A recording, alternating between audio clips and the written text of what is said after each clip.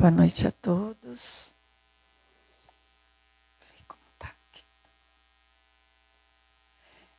Bem-vindos para mais um dia de estudo. Hoje a gente vai estudar o capítulo 9, Louvor e Gratidão.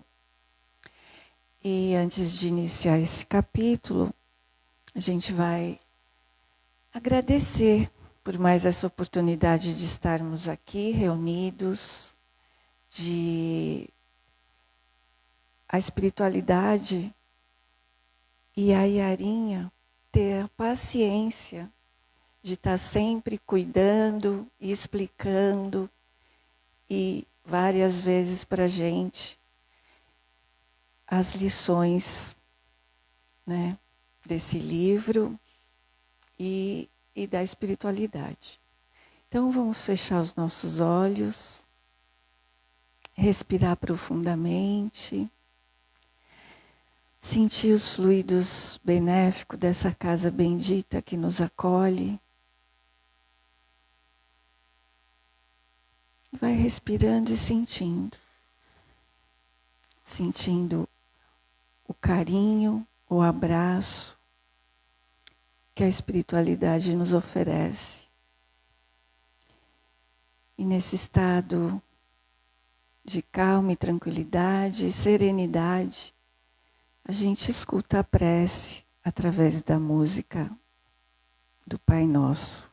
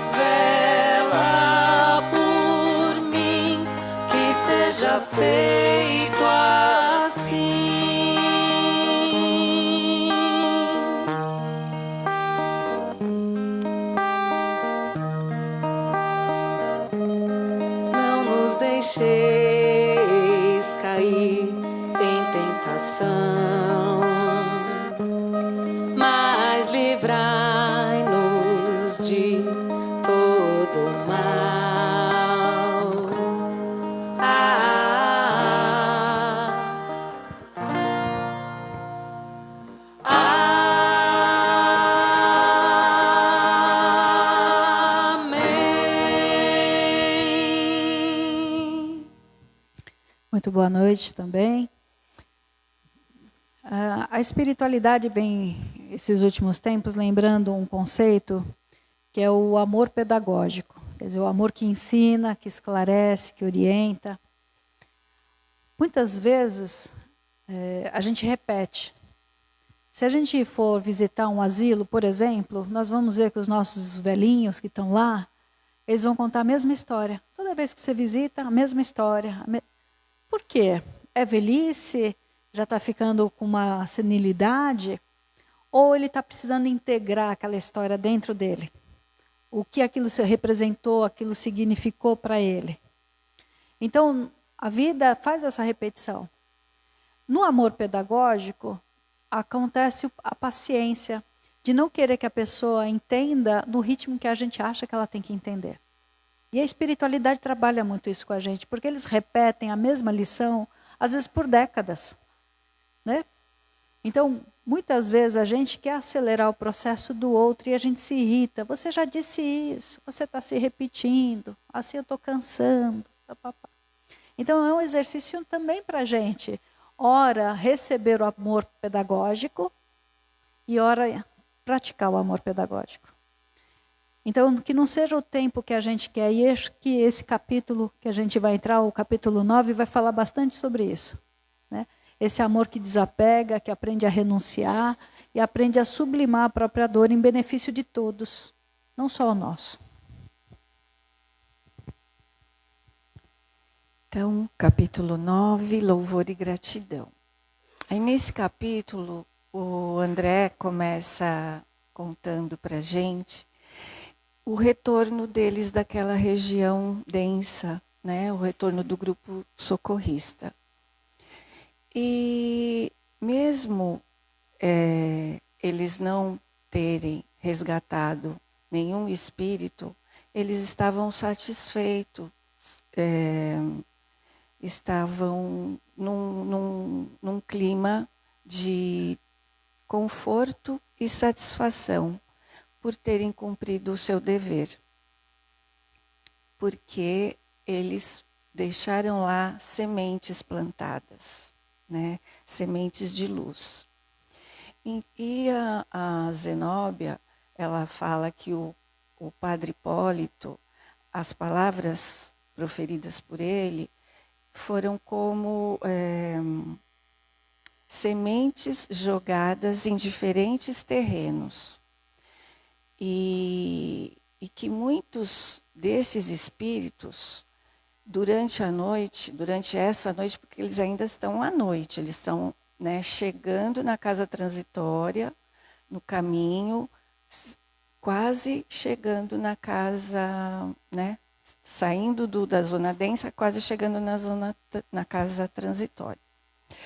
E então ela fala que ainda essa noite, esses espíritos, alguns espíritos, vão absorver ainda mais essas palavras que eles ouviram e que provavelmente amanhã eles já vão estar em condições vibratórias de serem acolhidos pelo Instituto. E a coisa boa é que eles irão com as próprias pernas, porque durante o processo de recuperação vai acontecer peraí, vamos ver aqui. O fogo purificador. E isso vai fazer com que muita coisa mude, né? Então, ela completa que em todos os lugares serão encontradas a compaixão e a justiça de Deus. A compaixão, filha do amor, vai querer sempre estender o braço que salva, mas a justiça, filha da lei, não deixa de lado a ação que retifica. Então, eles andando com as próprias pernas, no dia que eles forem cobrados, eles não vão se revoltar falando que foram resgatados à força. Ah, eu não queria vir, você que me trouxe, agora eu estou aqui sofrendo. Né? Então, eles não vão poder falar isso, porque eles tiveram a livre e espontânea vontade de irem sozinhos pelas próprias pernas. E ela fala também que é justo que cada filho de Deus assuma a responsabilidade, né, das resoluções tomadas.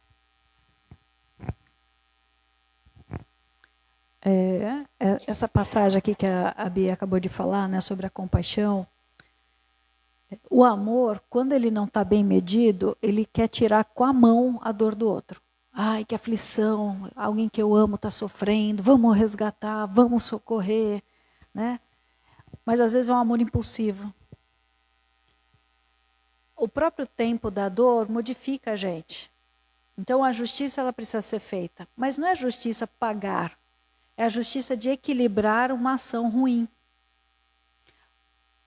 E quando a gente faz esse enfrentamento pela nossa angústia, pelas nossas aflições, é um tempo de mudança energética que acontece dentro da gente. Por isso que não adianta a gente falar assim, eu amo, eu perdoo. Não adianta. Não tem a vibração do fato. Não tem a vibração do sentimento. Né? Então, quando a gente também experimenta uma dor que ela é tão intensa para a gente, que modifica o nosso conceito, aí a gente começa a dar movimento. A gente sempre repete isso, vocês me desculpem, mas a palavra cura, curar, significa movimentar. Mexer algo que está estagnado, né, que está adoecido. Então não tem como ter cura parado na mesma ideia, no mesmo conceito. E às vezes a gente está tão fascinado pelas paixões, a gente está tão ali cego pelaquilo que a gente vive, que a gente acha que está certo. Então a justiça é implacável, ela não é boazinha, a justiça é dura. Quantas vezes a gente passa aqui na Terra em situações que aparentemente a gente não tem culpa nenhuma? Aparentemente nós não fizemos nada de errado, aparentemente seguimos no caminho, mas mesmo assim, às vezes as situações vão ser contra a gente na aparência. São esses desafios retificadores. São esses desafios para testar realmente a nossa sobrevivência sobre a carne. Não é estar na carne, é passar por ela. Senão a gente se convence que tudo que acontece aqui nunca vai mudar, nunca vai passar. Por isso que a gente precisa desse enfrentamento. E o fogo purificador, ele vem como uma proposta também dessa renovação. Só que quando se aproxima, tempos em tempos, o fogo purificador se aproxima da espiritualidade mais densa, muitos espíritos saem afobados, saem correndo, desesperados, né? Como uma tempestade horrorosa que não tem abrigo. Então, muitas vezes, esses espíritos que está sendo semeado, uma ideia, como foi aqui esse trabalho de urgência, semeando uma proposta, olha, dia seguinte, preparando, para, como a Bíblia lembrou, andando pelas próprias pernas, esses espíritos consigam ter acesso vibratório ao lar de Fabiano de Cristo. Porque senão, leva-se muito tempo de novo para começar o trabalho, para achar a escravização do pensamento, a hipnose desses espíritos trevosos. Começa tudo de novo. Demanda tempo, esforço e sofrimento.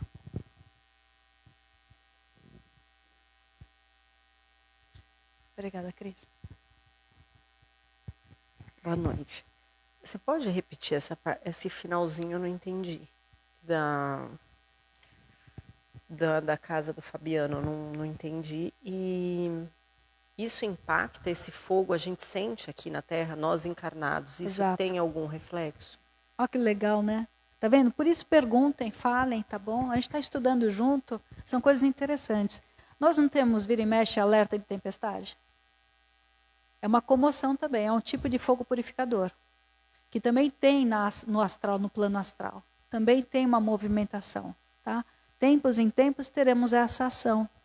Então não é uma intenção apenas, é uma limpeza energética de acúmulo. Acumula tanto que precisa acontecer.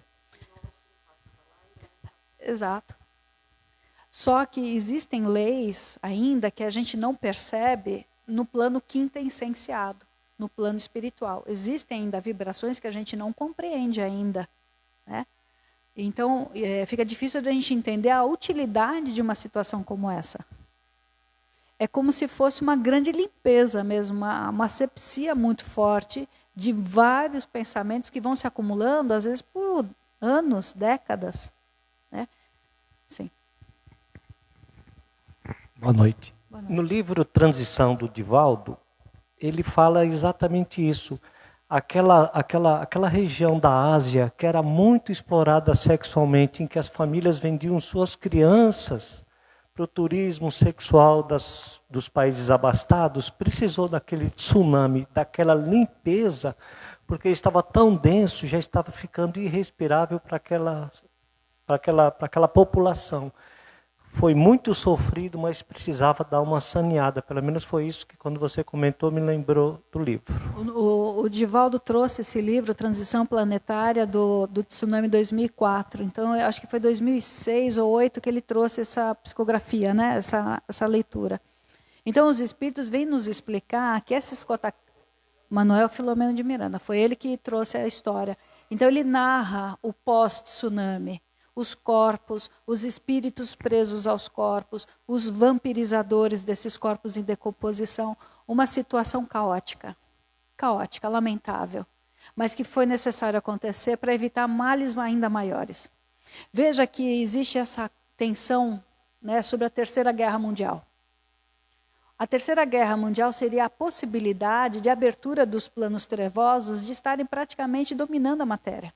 Então, a natureza também age. Embora aos primeiros olhos, para a gente é uma tragédia. Quantas mortes foram ceifadas? Né? Quantas situações, quantas pessoas tiveram que recomeçar do nada? A gente pode ver isso numa escala até menor, aqui no nosso país. Veja que essas questões da sexualidade transviada, usar a cultura de forma desviada, né? Cultura é um estado de aprendizagem com lazer, para encontrar o belo, o estético que a filosofia nos ensinou, né? Isso foi perdido. Então, essa mudança de interpretação do que é moral, do que é o mais certo viver, vem colocando para nós, como coletividade, um monte de problema. Então, tempos em tempos, nós vamos ter problemas, vamos ter cataclismas, né? Cada região vai ser o acúmulo dos seus vícios, dos seus problemas morais. Aqui também a gente tem uma série de problemas sobre a sexualidade, a venda da sexualidade, os próprios pais vendendo os filhos para comércio, turismo sexual, né? Uma série de situações extremamente pesadas. Então, nós precisamos de limpeza, nós precisamos.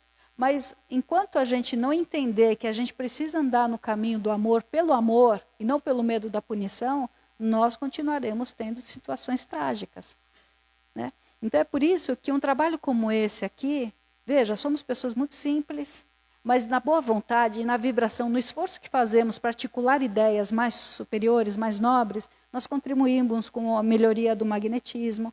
Há uma asepsia no material mental que a gente produz das energias deletérias, né? Então existe uma construção de esperança. É uma boa leitura, né? Eu acho que é uma boa sugestão de leitura, Transição Planetária do Divaldo, com Manuel Filomeno de Miranda.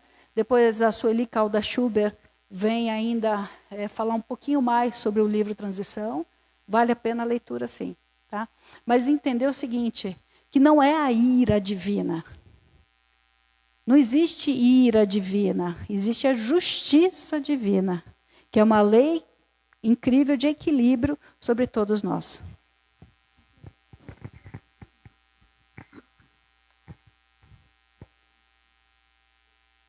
Posso falar? Ô Yara, me diz uma coisa. Esse fogo purificador seria como um raio magnético. Não é fogo, né?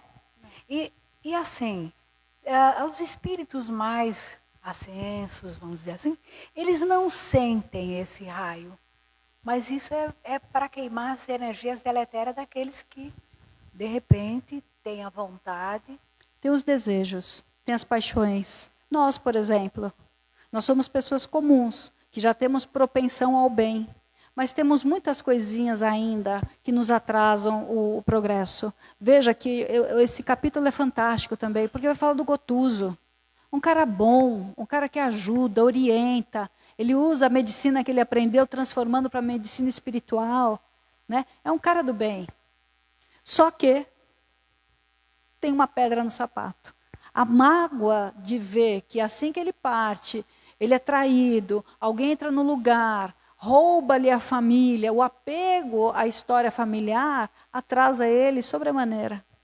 Então, nós somos essas pessoas.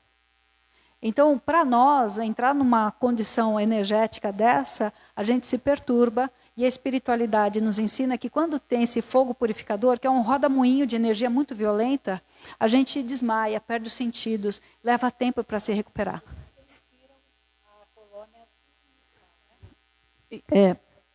Você sabe que São Paulo também tem, né, a colônia Fabiano de Cristo, né?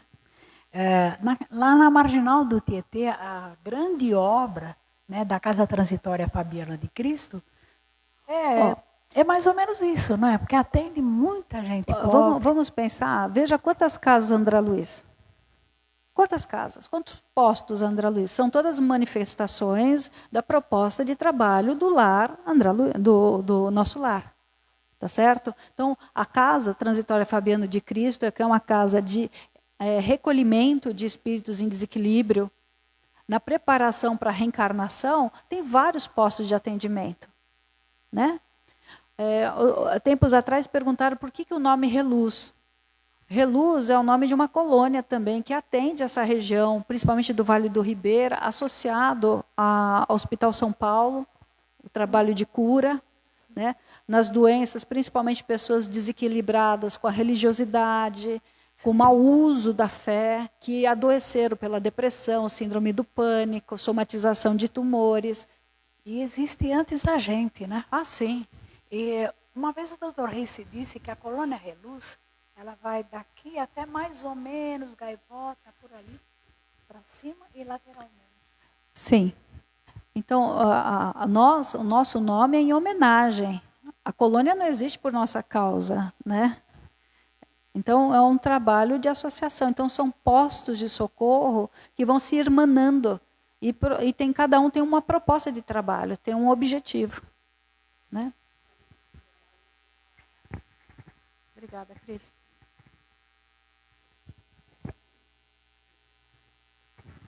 Boa noite, Arinha. Você falou a respeito dessas catástrofes que a gente tem vivendo com relação a limpezas, né? E as epidemias e pandemias, elas entram também? Com certeza. Com certeza. Porque esses agentes, as bactérias, os vírus, eles vão se alimentar da matéria mental de teor baixo. Eles se alimentam do material mental da gente. Então, eles precisam até vir porque eles estão limpando. Né? Na escala de equilíbrio do ecossistema, né? Por favor, tá? Eu só estou fantasiando. Vamos dizer que eles são necessários ainda. Porque eles ajudam a equilibrar aquilo que, se a gente deixasse proliferar, nós seríamos um bando de loucos, babando, né? Uivando. Estaríamos totalmente presos ao instinto pelo recrudescimento do caráter. E isso é de tempo em tempo, porque nós temos visto agora, está voltando casos de tuberculose que já estavam erradicados. Sim. Então, um tempo atrás, a espiritualidade nos explicou que doenças que foram erradicadas,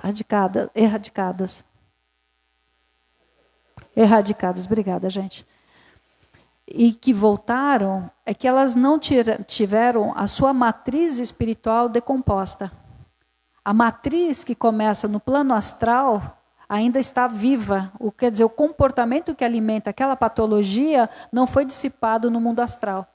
E ele encontra acesso de novo nos nossos péssimos hábitos. Desde os hábitos de higiene física, moral, né, sexual, né, os vícios.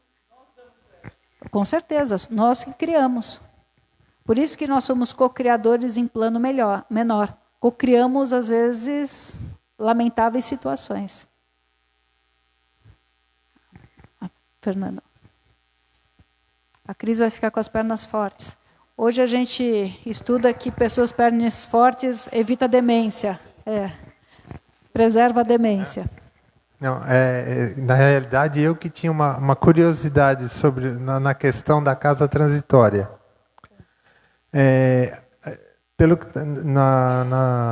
Na história do livro, a casa transitória saiu daquela região de atendimento e partiu para uma outra região. A minha curiosidade seria se existem outras casas transitórias que iam chegar naquela mesma região após o fogo purificador aparecer. A região não fica desprotegida, mas às vezes existem planos muito maiores, né? E que a gente não imagina. Então, de acordo com essa hierarquia espiritual, vai direcionar os coordenadores da casa transitória para estarem voltando para aquele lugar, atender outra região.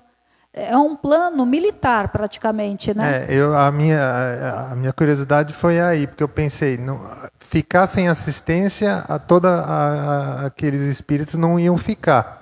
Não. Então deveria existir algum outro para substituir no local, no momento. Né? E outra coisa, sem socorro ninguém fica. Só que pode demorar um pouco mais. Tá. Se bate na tua porta e você fala assim, não quero ajuda, você pode receber, porque bateram na sua porta, mas você não abre, vai demorar um pouco mais. Sim. Isso é a revolta, isso é a desobediência às leis, né? Isso é dó de si mesmo, por isso que a gente bate muito nessa tecla autocomiseração, dó de si mesmo. Ai, como minha vida é difícil. Isso retarda muito a ajuda que pode chegar, mas ninguém fica sem ajuda. Até o maior tirano, psicopata, ele é um filho de Deus que está extremamente adoecido e tem ajuda. Obrigado. Você ia falar? Não, é que tem que gravar. É para o pessoal que está em casa. A gente está ao vivo pelo Face. Boa noite, obrigado. Sim, boa noite. A gente pode considerar, A gente pode considerar então que toda casa que recebe espíritos encarnados, como é o Reluz, casa séria, com uma proposta de trabalho, é uma casa transitória no plano físico, recebendo espíritos como nós, encarnados, num processo de aprendizado, para que talvez nós não precisemos estarmos numa casa transitória no plano espiritual. O trabalho dos centros espíritas, seja ele levado de forma séria, nem que for um pequenininho, ou de uma igreja católica, é sério, ou de uma protestante, onde é sério, ou de uma umbanda, onde é sério, de um candomblé, ele passa a ser também uma casa transitória. O termo usado, transitório, é de que, bem físico, de que tempos em tempos, toda aquela instituição é mudada de lugar. Esse é o termo transitório. É difícil para a gente compreender isso na matéria, né? Pensando na densidade. Nós somos transitórios na movimentação. Então, o termo transitório, ele é bem um termo físico mesmo, de que tempos em tempos a casa pode sofrer mudança de localização, geografia mesmo, tá bem? A mesma coisa de erraticidade. A erraticidade não vem do termo errar, mas erraticidade de tempo de permanência. Tá? Um tempo de erraticidade, um tempo de transição daquele pensamento, daquela ideia. Então, sim, como você falou, né? Toda casa religiosa, assistencial, fraternal, um asilo, uma penitenciária, que tenha propostas reeducativas, propostas de mudança de estilo de vida, sim, é uma casa que trabalha com a luz. Né? Toda casa que tenha uma ideia de educar, ela está com uma proposta muito séria. Agora vamos ver, onde que a gente mais tem assédio hoje? Nas escolas. Interessante, né? Por que hoje estar dentro de um ambiente escolar é tão difícil? Porque as sombras não querem que ninguém se eduque. Se aprender a pensar, olha a ferramenta, aprender a pensar. Agora, aprender a associar o pensamento que você pensou e aprender a discernir, pelo amor de Deus, né? A gente vai alcançar a liberdade do espírito. E se a gente está livre das nossas angústias, nós não somos mais influenciáveis pelas trevas, pelo menos não tanto. Você quer falar? Boa noite. Você acabou de falar que todos os espíritos, por mais que tenham sido ruins, né? Eles serão amparados, serão direcionados. E uma coisa que há muito tempo já vinha essa dúvida na minha cabeça. Esses espíritos trevosos, eles têm esse auxílio? todo filho de Deus. Eles podem, então, ser resgatados também? Vamos lá, mas vamos voltar um pouquinho? Talvez não no tempo da onda evolutiva das pessoas que agora, no período de transição da Terra, aceitaram a regeneração. Quer dizer, têm a vontade do bem. Todos serão resgatados, acolhidos e orientados, mas de situações diferentes. Há muitas moradas na casa do Pai. Olha que interessante esse chamado. Há muitas formas, há muitos tipos de moradias. Então, esses espíritos extremamente endurecidos no mal voltarão, serão degradados para outros planetas ainda no estágio evolutivo bem primitivo, né? Bem iniciático. Tá? Vejam que a ciência hoje estava jogando a informação que haveria a possibilidade de um grande enfrentamento na Lua. Será que não é aquele chamado planeta Chupão? Aquele asteroide ou aquela que traria o magnetismo já recolhendo esses irmãos para outros orbes, outros planetas? Muitos dos espíritos que não têm mais condição nem de estar no nosso umbral, veja só, hein? Estamos vendo zonas aqui de sofrimentos muito terríveis.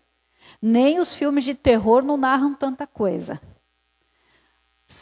Esses irmãos estão estagiando na Lua, já estão em sono profundo de hipnose, sendo preparados para começar a jornada evolutiva em outros planetas. Eles carregam consigo o germe da inteligência desenvolvida. Nenhum espírito regride, retrocede. Ele retrocede no quê? Na forma existencial que ele vai ter que recomeçar. Mas aquilo que o espírito aprendeu está contido na alma, que fica ali dormindo, em latência, até que os estímulos do ambiente, buscar sobrevivência, tudo aquilo que a gente entende como instinto, sentimento e eclosão do afeto, aconteça. Então eles recomeçam o ciclo evolutivo. Mas é uma grande oportunidade divina, né? Sim.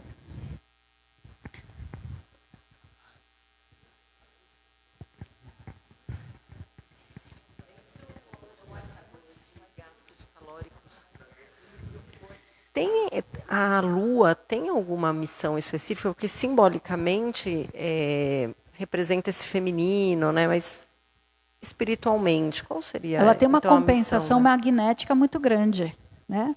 A gente ainda não tem todas as respostas e tem muitas coisas a serem reveladas ainda, né? Mas a Lua é um compensador magnético para a Terra. Nós temos as mudanças climáticas, nós temos as mudanças da Lua, nós temos as interferências na maré, nós temos a interferência no humor. Então, a Lua serve como uma compensação energética para o nosso planeta. Tem outros planetas que têm outras luas, tem várias luas, né? Cada sistema tem as suas necessidades e situações biológicas características pela evolução, né?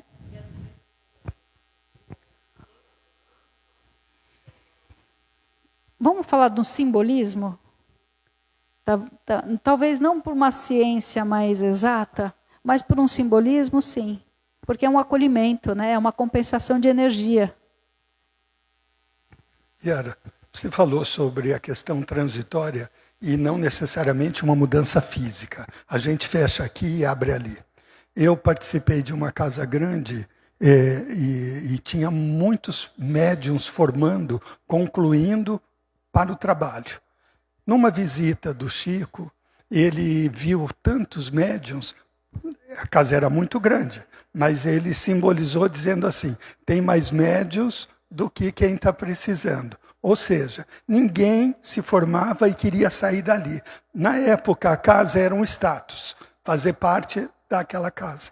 E aí ele disse, então, eu espero, segundo a espiritualidade está me orientando, eu espero que na próxima vez que eu voltar, eu faça uma visita aqui e pelo menos mais em 5 outros bairros que vocês vão se transferir para lá. Então, de qualquer forma, ele transitou tudo aquilo que tinha ali para outros lugares, sem mudar a casa básica, que ela está lá até hoje, inclusive. Exato. Essa é a ideia, né? De ampliar, de levar, né? O que nos motiva o desenvolvimento mediúnico? Mais uma vez, esse capítulo é legal de novo, porque vai falar sobre mediunidade de pessoas desencarnadas, de planos diferentes. Uma coisa difícil para a gente compreender, a gente tão vinculado à densidade do corpo, aquilo que a gente toca, que a gente sente, que tem o cheiro. Então, esse desenvolvimento, que é a proposta, por exemplo, da mediunidade do Chico, era de consolar, mas era de ampliar. O trabalho dele, com 400 e tantos livros, fora milhões e milhões de psicografias, era divulgar. Então, toda casa ela tem a obrigação de divulgar o Evangelho. Agora, o médium que procura a casa como só refúgio, fugindo da dor, ele vai encontrar problema. Porque ele vai instigar a mediunidade de uma forma não ordenada. E ele pode, então, aflorar requintes do passado, de crueldade, achando que, então, que ele é soberbo, vaidoso, controlador. E ele não se torna um divulgador, ele se torna um controlador da palavra. E isso é muito perigoso, Ele é dominado pelo ego, Sem caridade a gente não consegue. Agora, assim, que nível de caridade a gente já pode? Vamos combinar que o nosso nível de caridade ainda é pequenininho, A gente ainda pensa na nossa dor e depois a caridade. Não é a caridade depois a gente.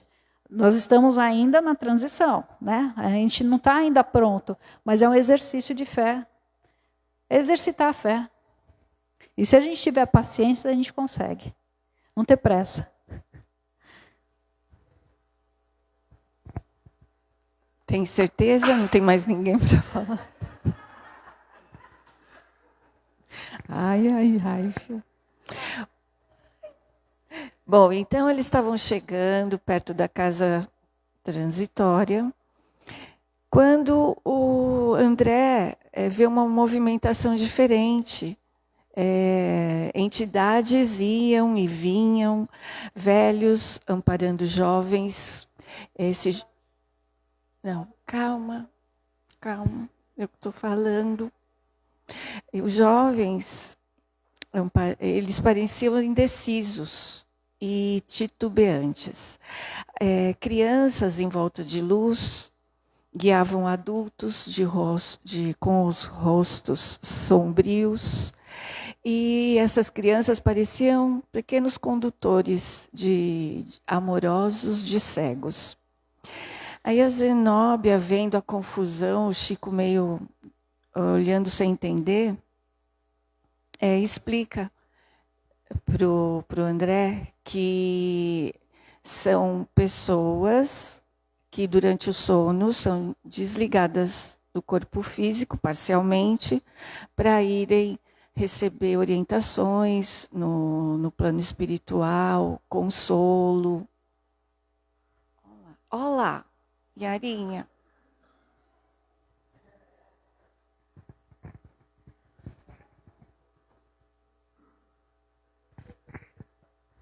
Quando eu li esse trecho, eu lembrei de uma outra aula que você falou que as crianças vão para o educandário. Que crianças são essas? Estão no educandário. Lembra que a gente está vendo partes do trabalho de Fabiano de Cristo. A gente não está relatando todos os setores, como teve didaticamente no livro Nosso Lar, que contou cada ministério, Então, é um lar completo, tem o educandário. Mas vejam que essas crianças que vão lá acolher, às vezes, os pais, a mãe que está em sofrimento porque a criancinha morreu, ele tem uma lucidez. Mas quando ele recebe essa mãe em desdobramento, ele está lúcido, mas ele mantém a aparência como filho daquela... Entende? Então, muitas vezes, aquela criança, aquela forma perispiritual de criança, é um espírito muito lúcido. Que naquele momento, para aquela tarefa, acolhendo aquela mãe em desespero, que muitas vezes pensa em suicídio, que a vida fica um caos, quebra casamento... Então, ele se mantém naquela forma física, daquele tempo cronológico, mas a idade mental dele é outra. Tá bom? Então, vamos lembrar que a gente vai encontrar na espiritualidade aquilo que nós somos de verdade. Algumas crianças vão manter o estado infantil, estado mental infantil, né? Por causa da sua condição espiritual, moral, e outros vão ter essa liberdade aí de ação que coloca a gente no chinelo, né? Uma lucidez, uma clareza, né? Uma presença de espírito muito pronto, tá bom?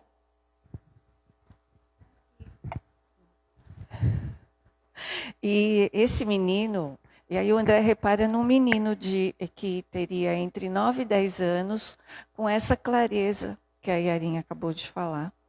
Ele guiava uma senhora que parecia enferma e incapaz de autocontrole.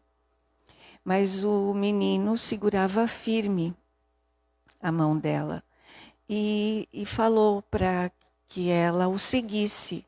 E ela estava bem hesitante, né? Mas ele segurando firme na mão dela fala, vem comigo, né? E ouvindo e reconhecendo a voz do filho, ela até desperta da inconsciência que ela estava. E fala, eu vou com você, eu quero ficar com você, deixa eu ficar com você, não quer voltar, né? E ela chorava muito, porque ela não enxergava mais ninguém, ela só enxergava o filho nesse momento. E ela chorava muito porque estava revendo o filho, né, que tinha desencarnado, e a saudade era grande e provavelmente era uma mãe que estava desolada, sem vontade de viver, e a proposta de levá-la para nesse desdobramento, para que ela recebesse os cuidados, né, da espiritualidade. Durante muito tempo, foi difícil para eu entender o porquê que o Espiritismo era o consolador prometido. Eu achava que era uma vaidade. Se Deus está em todas as religiões e todos os caminhos, por quê? Aí depois a gente vai entendendo o esclarecimento, a proposta de Allan Kardec, a reencarnação dele, preparado no caminho de Pestalozzi, um pesquisador, um educador. Ele foi afinando o pensamento dele até chegar para elaborar a doutrina dos espíritos. Ele não queria. Não foi uma coisa que ele foi procurar, foi uma coisa que aconteceu. E como ele tem aquele pensamento curioso, instigado pela tarefa que ele tinha proposto, ele trouxe. Então, quem é o Consolador prometido? Quantas mães, né, falam assim, a pior coisa do mundo é perder um filho. Mas a gente perde. A gente vai entendendo o pensamento espírita que a gente não morre, a gente muda de plano. Que temporariamente, como se estivéssemos indo viajar para um país distante, difícil acesso, não tem telefone, o Wi-Fi não funciona tão bem, né? Mas é uma situação. Só que esse pensamento materialista do nunca mais, dessa dor que vem, desse amor que é meu filho, vocês me desculpem, né? Não quero diminuir a dor de ninguém, por favor, não é esse o objetivo, mas esse nosso estado de desespero, a gente procura pela depressão à morte. Então esse contato dessas crianças, desses espíritos, e muitas vezes essas mãezinhas vão visitar os educandários, é para lembrar, deixar registrado na alma que não existe o nunca mais. Não existe o nunca mais. Existe uma mudança. Existe uma mudança de plano, de rotina, de circunstância, mas aquela alma que a gente ama muito continua. E continua o amor. E esse é o nosso aprendizado. Transformar o egoísmo do minha posse, do meu jeito, do meu tempo, do meu lado, em soltar e confiar que existe um propósito de Deus por trás. É assim, essa mãe que teve esse auxílio, né, através do desdobramento, eu pergunto, as crianças, os espíritos que estão lá, em crianças, depende da evolução de cada um deles para poder dar esse auxílio? Uma das funções do perispírito é a plasticidade. Nem todos esses espíritos estão no dia a dia na forma infantil. Mas naquela tarefa, ele faz a redução perispiritual na imagem daquilo que a mãe lembrava dele, para fazer o acolhimento, porque a imagem para a gente ainda é muito forte. E aí a mãe se comove e tem um despertar de esperança. Tem esperança, nada está perdido. Olha a linguagem, entende? Mas nem sempre ele está preso na forma infantil. De acordo com as habilidades mentais, a capacidade moral, o conhecimento de outras leis que a gente ainda não conhece muito bem, esse espírito se utiliza disso para consolar. Nem todos estão presos na forma infantil. Sim, eu entendi isso, que não estão presos. Mas eu perguntei assim, sobre a evolução espiritual de cada ser. Sim. Né? Porque, vai depender. Então, alguns estão ali amorosamente e conseguem auxiliar, né? Mas vamos pensar, associando a mediunidade da própria Luciana. Vamos pensar que dessas pessoas que estão aí na forma infantil, na tarefa, não tem toda a moral ainda, mas tem propriedades psíquicas desenvolvidas de outras épocas. Eles podem ali, sob sugestão espiritual sutil, serem conduzidos na vibração, pegou com força a mão, a vibração. A moral parece que cresce, parece que existe ali uma iluminação do pensamento. Então ele está sob forte influência de espíritos superiores que não são visíveis, nem para eles que estão do outro lado. Sim. Já vamos. E era duas coisinhas. Isso que a gente vê, a criança ou o indivíduo, na cronologia infantil, ela tem um desenvolvimento moral, cada um o seu, e seria hoje o que a gente vê, essas crianças tão novinhas, com um desenvolvimento muito grande, elas estariam já nos respondendo isso, porque a gente fica perguntando, por que essa criança é tão especial, não é? E a outra coisa, me fugiu agora.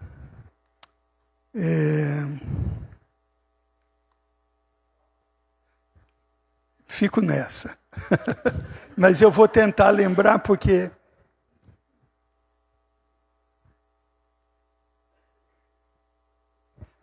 lembrei.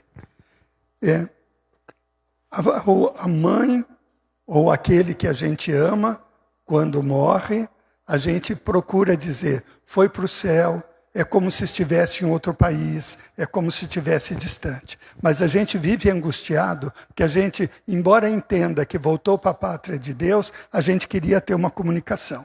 E aí então eu vejo o ensinamento da psicografia. Você sempre nos fala nas caravanas, algumas pessoas foram buscar uma psicografia, mas outras pessoas estando ali, elas percebem a emoção da comunicação e tudo. E todas essas vezes que eu tenho ido com a caravana, eu tenho visto e depois fui ver Chico, as psicografias que ele fazia. Eu nunca vi uma psicografia quando o filho diz, eu estou mal aqui, a culpa é sua. Todas as psicografias dizem, mamãe, papai, estou bem, estou aqui e tal. Parece que o tempo todo vem explicando que existe mesmo essa distância, mas não um abandono. Né? Isso procede? Perfeito, legal. Vamos lá. Tem crianças que já vêm com um brilho, com uma luz própria, não tem? São sensíveis, amorosas, humanitárias, amam a natureza, os animais, não é assim? Só que elas precisam de educação. Porque a fase infantil nós somos muito suscetíveis a absorver a matéria densa. E às vezes um espírito muito bondoso, mas que não tem a devida proteção, o devido encorajamento, a devida disciplina, ele pode absorver hábitos dos outros, porque ele é extremamente sensível. Sensível. E aí ele pode, mesmo sendo uma pessoa com propostas do bem, se perder no meio do caminho. Isso chama umbral da adolescência. Então é muito importante, já vem com a proposta, mas ele precisa do apoio dos adultos, valores, lembrando, são lembretes, né? Coisa que ele traz na alma, mas precisa ser reforçado. É muito interessante, né, como a vida dá voltas.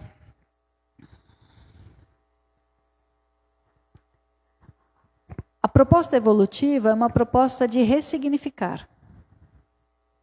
Então, quando o espírito ele ganha a oportunidade da comunicação, é porque ele está ressignificando. Vocês imaginam o prejuízo que seria uma carta consoladora dizendo: eu estou no desespero, não consigo mais nada. Então, isso também é como se fosse um prêmio para o espírito que partiu ter a oportunidade de trazer uma mensagem de esclarecimento e de consolação. Né? É como, olha, vale a pena você se libertar do apego, da dor.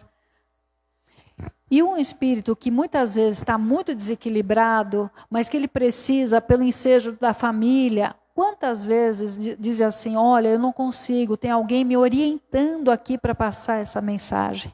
Tem alguém aqui me ajudando a escrever, me ajudando a ditar essa comunicação. Então isso também é um ensejo, é uma motivação para a pessoa continuar buscando a correção de si. Né? Quer dizer, a esperança. Por isso que um dos piores pecados que a gente pode fazer é tirar a esperança de alguém.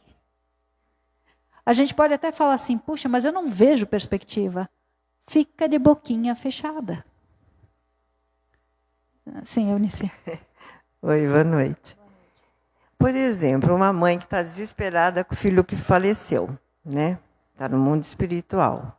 E ela, naquele desespero, ela fala: eu vou reencontrar meu filho. E se a criança desencarnar antes dela partir?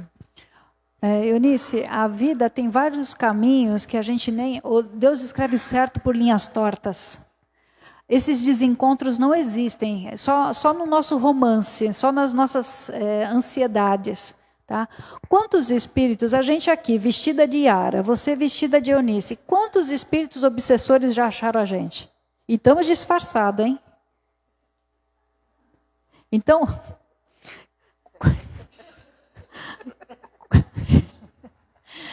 com a nossa energia não tem como.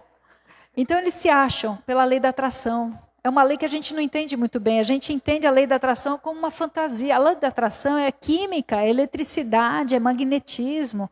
Mesmer foi fundamental nisso para mostrar para a gente a força, o poder da vontade, da intenção. Né? Então, esse desencontro é só na aparência.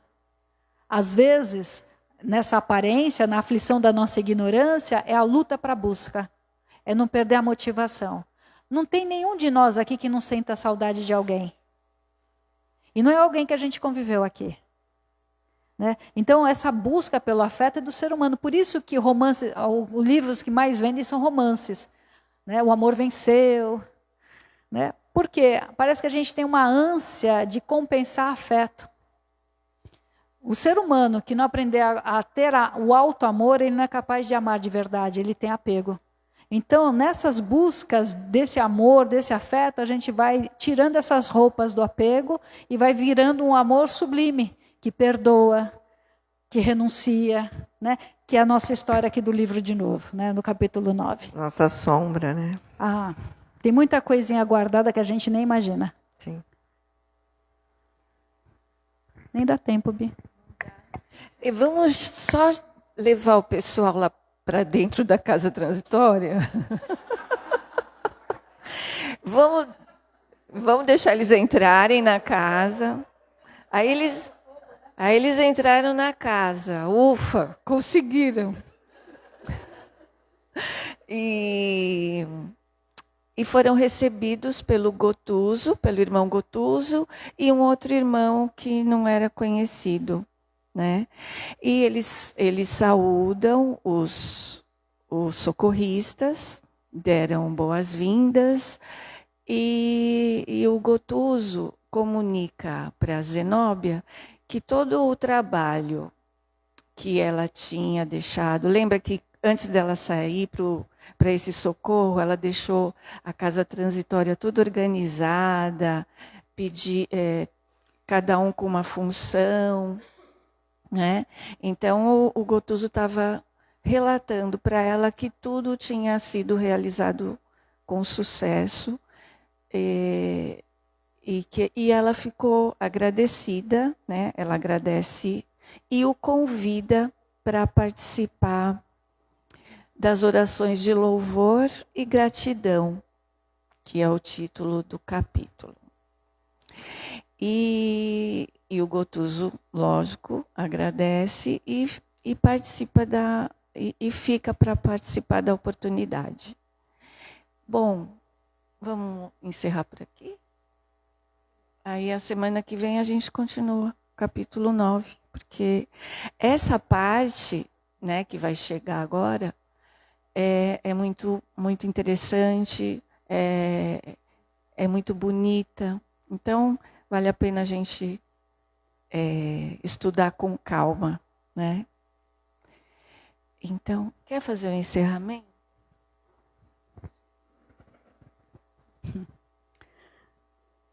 Só dando um spoilerzinho, então ela vai fazer a oração, preparando o trabalho. Vamos fazer isso agora? Mesma coisa.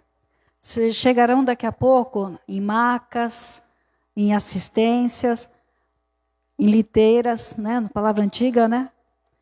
Muitos irmãos que vão ser socorridos na noite de hoje, encaminhados para postos de atendimento, né, para dar sequência. Então vamos elevar, evocando as forças desses irmãos que nos ensinam tanto. Vamos elevar o nosso poder vibracional de sair da nossa dor, dos nossos pedidos pessoais, e que a gente entre em sintonia para doar. A gente entra em sintonia de gratidão. O quanto recebemos todos os dias. E às vezes a gente está tão olhando para baixo, olhando para o chão, que a gente não percebe as bênçãos que não cansam de entrar por cada caminho do nosso percurso. Vamos agradecer o nosso encontro, os nossos companheiros que estão à distância, vibrem também junto com a gente em seus lares, nos preparando agora para o trabalho de desobsessão. Pedindo ao Pai da vida que nos abençoe, que tire as vendas dos nossos olhos, que esse amor que a gente recebe com tanta benevolência e com tanta majestade, a gente consiga retribuir um pouquinho para aqueles que estão na dor, na rebeldia, na violência, na lei da caridade e da compaixão. Pai nosso, que estais nos céus, santificado seja o vosso santo e divino nome. Venha a nós o vosso reino, seja feita a vossa vontade, assim na terra como nos céus. O pão nosso de cada dia nos dai hoje, Senhor. Perdoai as nossas ofensas, na medida que nós perdoarmos aqueles que nos têm ofendido. E não nos deixeis cair em tentações, mas livrai-nos de todos os males. Graças a Deus. Para quem vai, uma ótima noite, que Jesus nos abençoe. Quem fique, por favor, trabalho ativo agora, silêncio e foco no objetivo maior que agora é o acolhimento. Muito obrigada, gente.